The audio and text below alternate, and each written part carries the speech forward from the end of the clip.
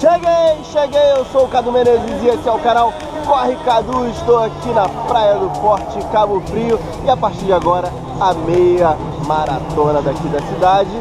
Todo mundo já alinhado ali, vai largar, vambora, 21 quilômetros aqui por essa região, tem corrida, tem história, então a partir de agora acompanha aí.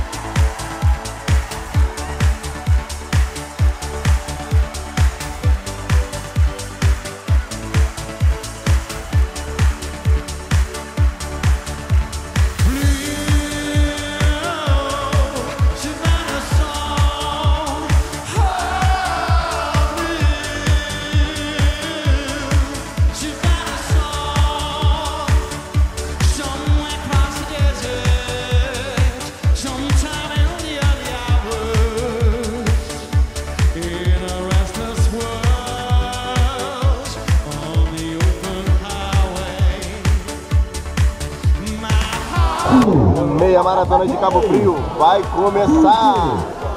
4, 3, 2, 1.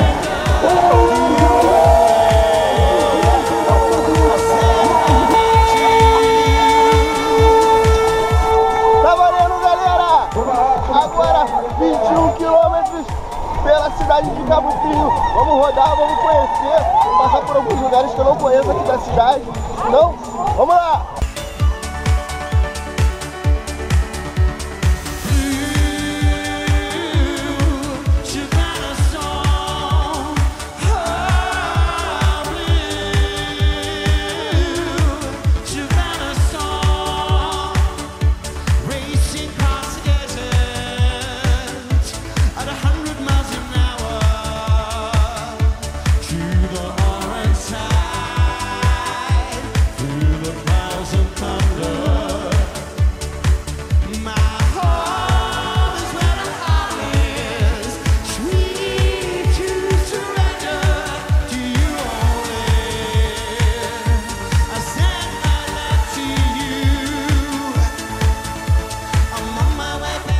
Quem acompanha aí o canal, não apenas aqui no YouTube, mas também lá no Instagram, percebeu que desde ontem eu tenho postado fotos aqui da cidade.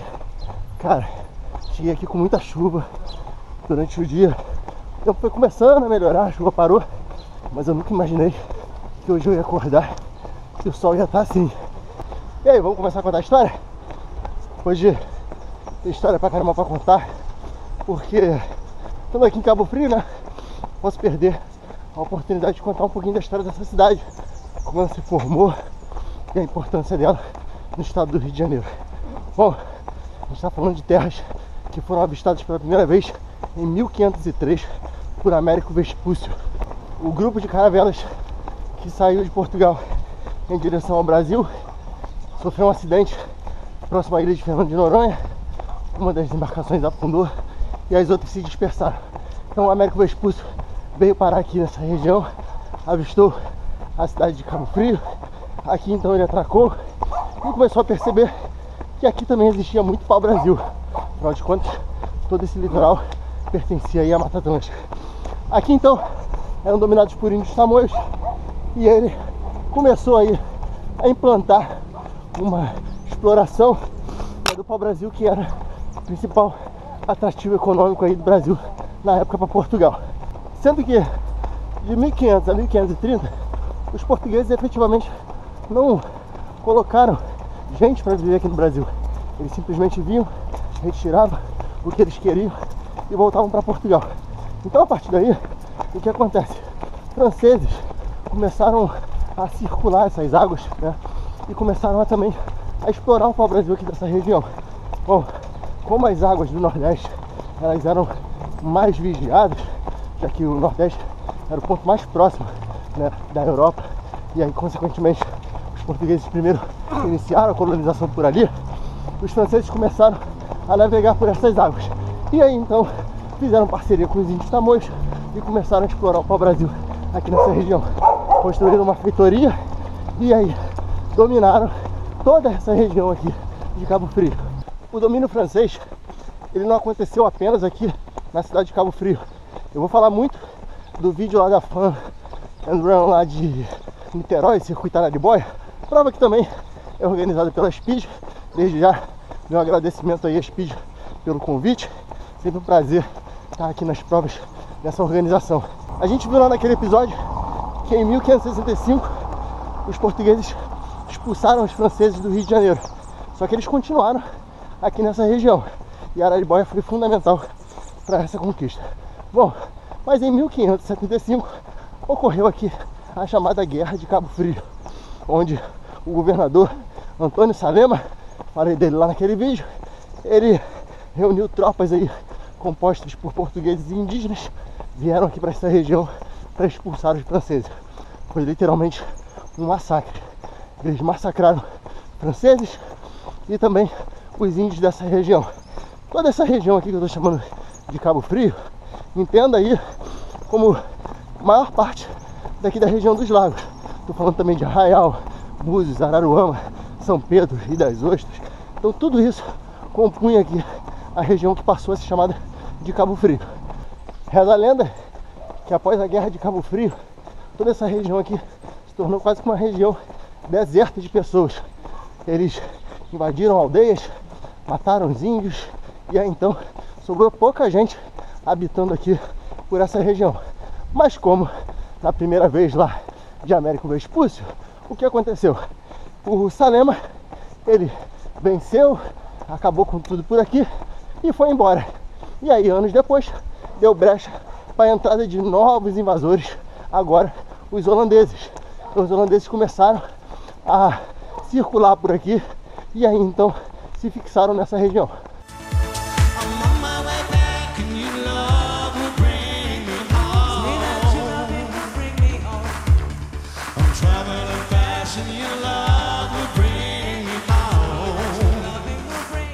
Olha que legal esse percurso.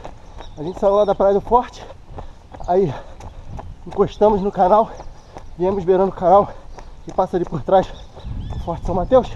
A gente vai falar já já dele. E aí, chega aqui agora na lagoa. Então a gente já pegou aí o mar, o canal e agora aqui a lagoa. Já que eu falei do Forte São Mateus, vamos embora. Falei aí que os holandeses começaram a dominar essa região. Foi preciso uma nova ofensiva para ocupar as áreas aqui de Cabo Frio. O atual governador do Rio, Constantino Menelau, por ordens de Filipe III, rei da Espanha. Sim, rei da Espanha. Ué, por que o rei da Espanha? Lembrando, cara, de 1580 a 1640, Portugal viveu aí a chamada União Ibérica. Então quem governava era o rei da Espanha. As duas casas ali tinham se juntado e aí então Filipe III manda ocupar de fato essa região. Em 1615 então eles invadem novamente essa área, constroem um forte, né, que é o Forte de Santo Inácio, e também fundam a cidade de Santa Helena do Cabo Frio no dia 13 de novembro de 1615. A 7ª cidade mais antiga do Brasil.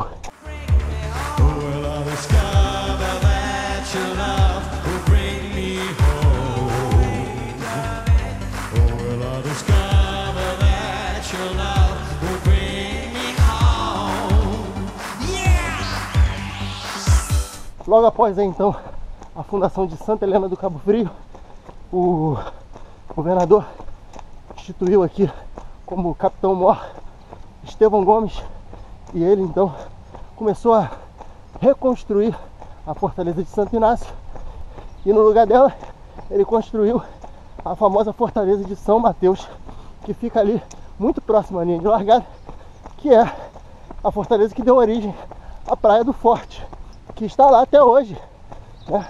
Sua construção, ela dura até hoje. Ontem eu dei uma passadinha lá, ela também em reforma, vai ser reaberta hoje. Eu acho que eu não vou conseguir ir lá novamente, mas ficou o registro aí. Vou tentar colocar agora as imagens que eu fiz ontem. O tempo estava fechado, ela também estava fechada, mas deu para fazer algumas imagens.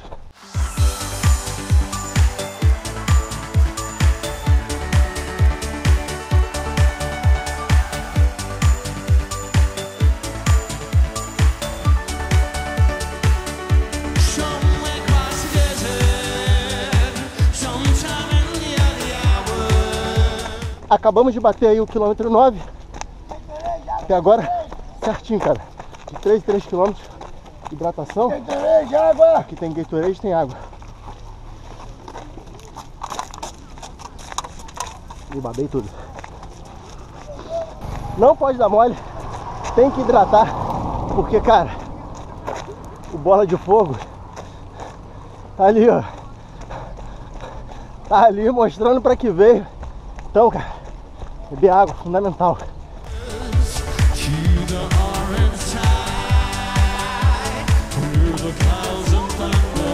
Olá.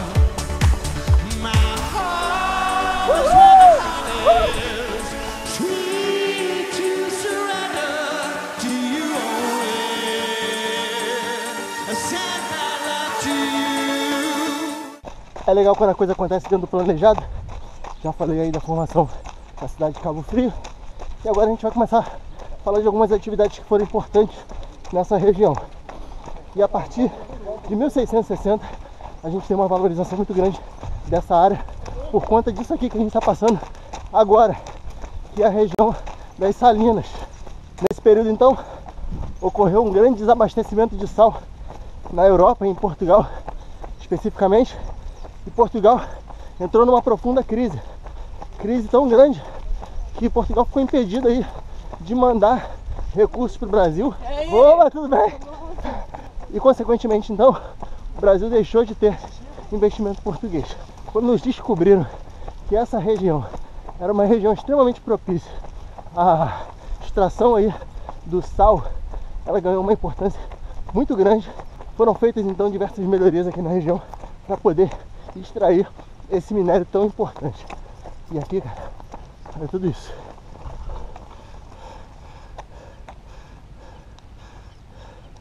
Tudo isso são aquelas piscinas aí que eles fazem para poder a água evaporar e ficar apenas o sal.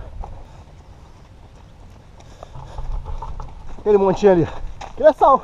Esse desenvolvimento então trouxe algumas construções muito importantes aqui para a região, como por exemplo a igreja de Nossa Senhora da Assunção e também a construção da Casa de Câmara e Cadeia. Para quem já visitou aí algumas cidades históricas no Brasil, é muito comum você encontrar a Casa de Câmara e Cadeia. Ela tinha duas funções: a primeira de criar e julgar as leis, e a segunda de manter aqueles que fossem condenados pela lei presos.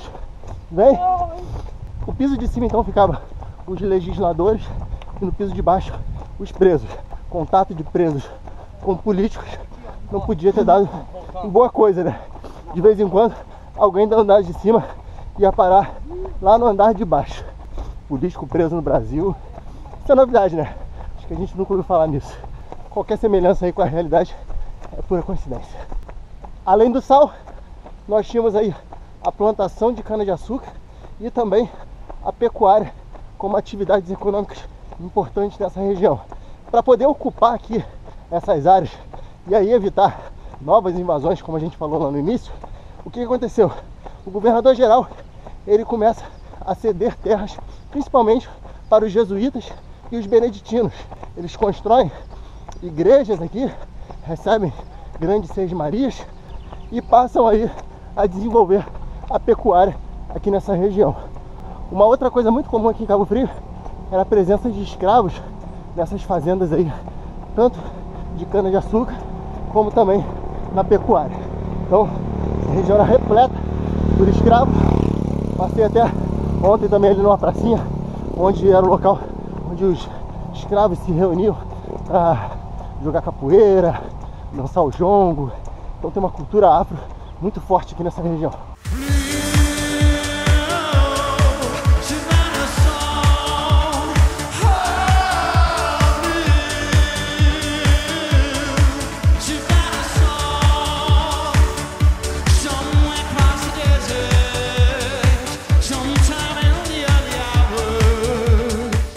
Vamos dar um pulinho aí na história, porque se for contar tudo, vou precisar de uma maratona.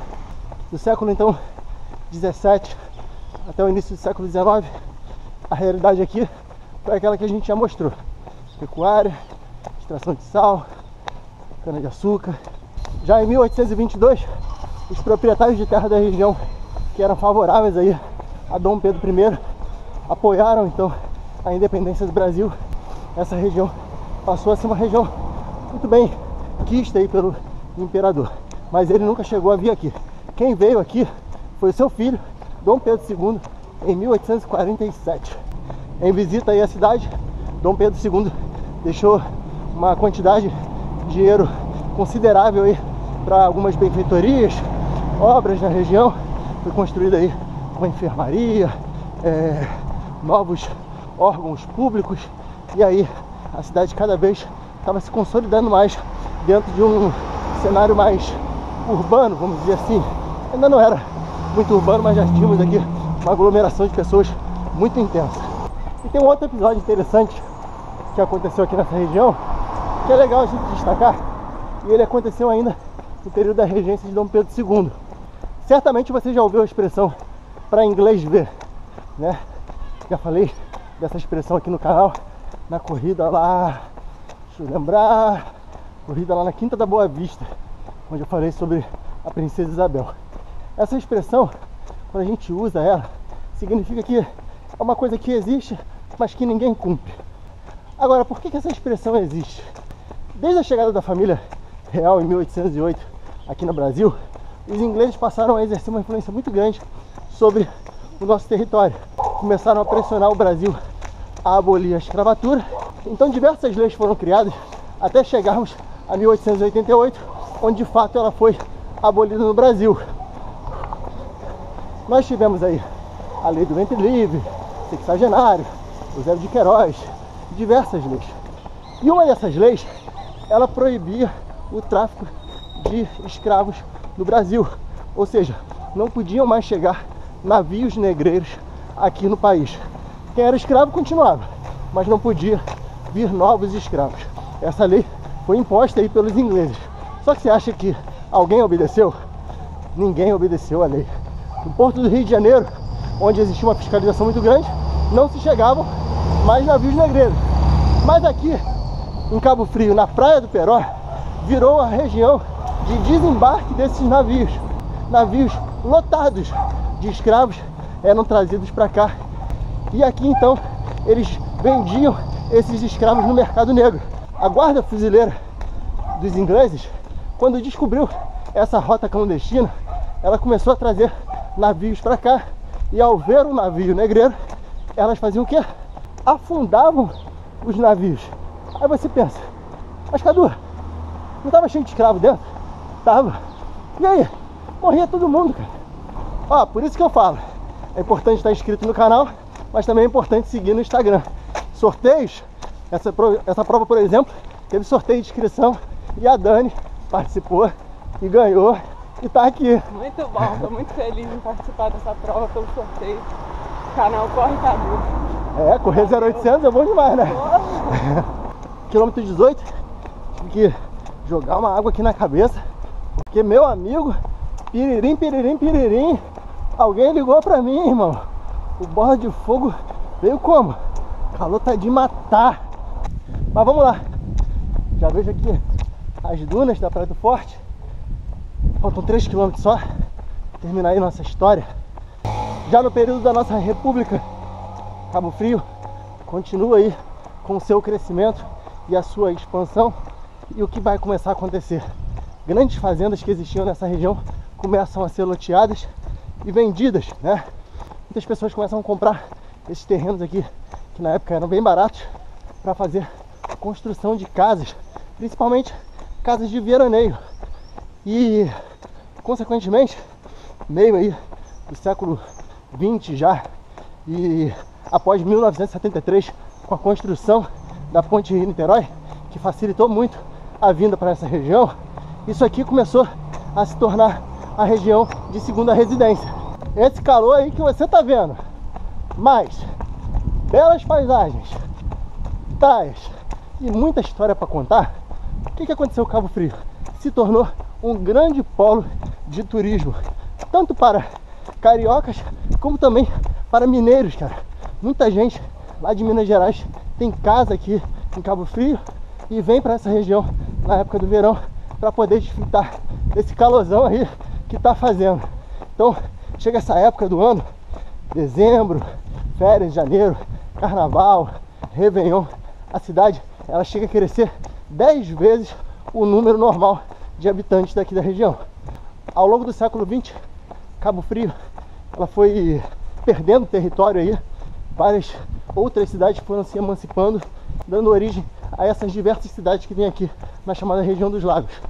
Não apenas a cidade se desenvolveu, como você pode ver nessa imagem aqui, diversos prédios aqui na orla da Praia do Forte, também se desenvolveu uma vida noturna muito intensa aqui na região e alguns festivais de música. Quem tem aí entre 35 e 45 anos provavelmente tem no seu currículo uma cabofolia, veio curtir aqui alguma vez um festival de música baiana.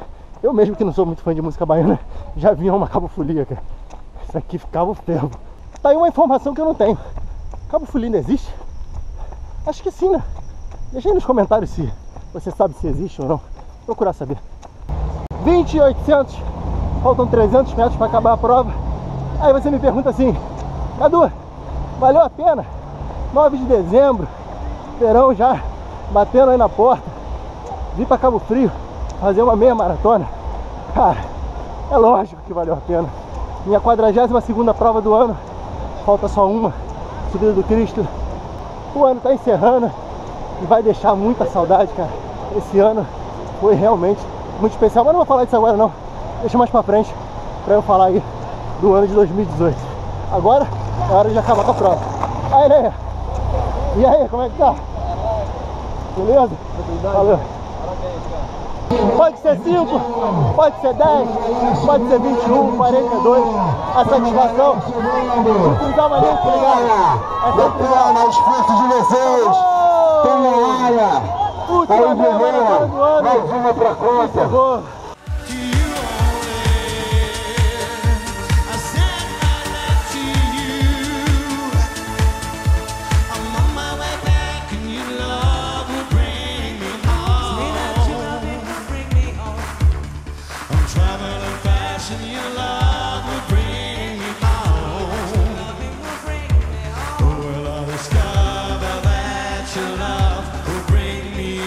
Domingo de sol, a praia tá lotada, amigo. E eu agora vou pro hotel, vou tomar um banho e vou pra praia também, porque mereço, né? Depois desses 21 km, mereço dar um mergulhinho aí lá na piscina do hotel e depois curtir uma prainha. Eu só vou embora amanhã pro Rio, então vai dar pra curtir hoje o dia inteiro. Valeu? Então essa foi a meia maratona de Cabo Frio. Prova excelente, hidratação excelente, água gelada, medalhinha muito bacana. E o percurso, cara, percurso muito legal. Não conhecia muitas das ruas aí que eu corri aqui em Cabo Frio hoje. Então, não esquece aí de nos seguir nas nossas redes sociais, lá no Facebook e no Instagram, tudo canal Corre Cadu. Se você não está inscrito, se inscreve aí no canal. Se você gostou do vídeo, deixa aquele joinha. O canal é isso aí, mostra a corrida, mostra um pouquinho da história e mostra um pouquinho de paisagem legal por onde a gente passa, beleza? Carol fez os 5K, ali com a medalhinha no peito, está correndo por eles hoje, né? E a galera do Correndo por Eles hoje está fazendo uma festa lá de fim de ano no Rio de Janeiro. Um abraço então para a galera do Correndo por Eles, valeu? Um abraço, fui, até a próxima corrida, Subida do Cristo, última do ano, encerro o ano lá em cima, lá, os brações do Cristo Redentor. Um abraço, fui!